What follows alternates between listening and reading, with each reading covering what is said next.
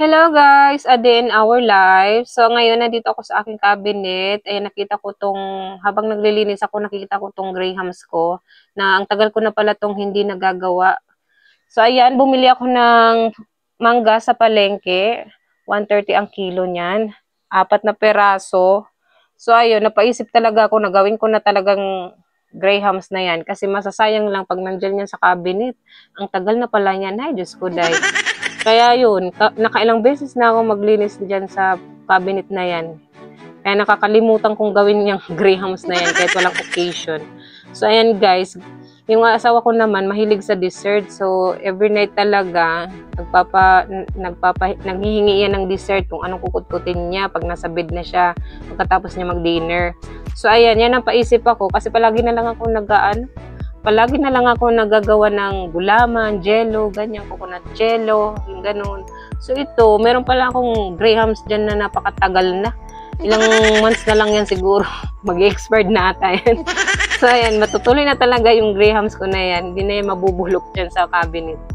So ayan guys, kasi ginagawa ko lang talaga ang pag-grahams. Pag nasa US siya, halimbawa pauwi na siya, papunta na ng Philippines.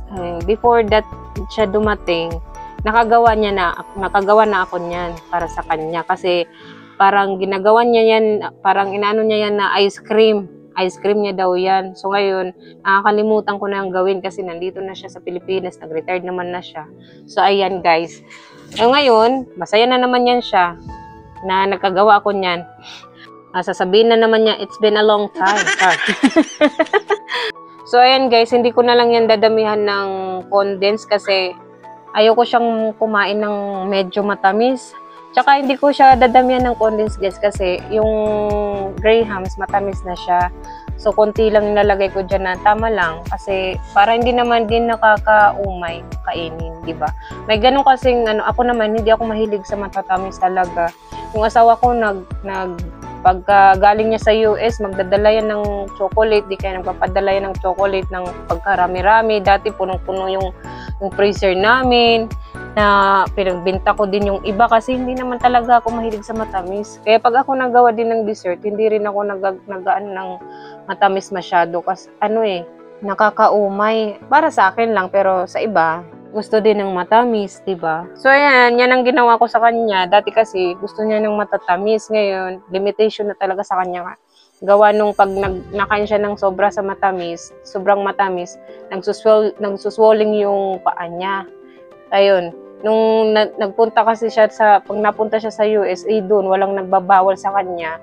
Pagbabalik siya dito sa Pilipinas, ayun, malaki yung mga mga legs niya, binti niya, ganun. Kasi siya doon takaw sa matatamis ganun. So ayan guys, yan, napakwento na nga ako. So ayan, ginanong ko lang siya, ulit-ulit lang talaga yan. Yung pala guys, yan, wala na akong choice na paglalagyan kasi wala na akong mga lagay na Tupperware na kasi ginamit ng asawa ko sa mga food niya. So yan na lang ginamit ko. So ayan guys, naubos talaga yung 4 na mangga. Masarap din kasi pag maraming mangga. Ayan. So ayan yung guys, kasi naparami ako dyan ng gatas sa ilalim. So pinag-ano ko na lang sa gilid. Hindi ko na pala natira ng marami yung taas. So ayan, buburon ko na lang siya dyan. So yun yung last part natin guys. So ayan guys, ito na yung finished product. Hope you like this video guys, and don't forget to like and subscribe to our channel. Thank you guys. See you again in our next video. Bye bye.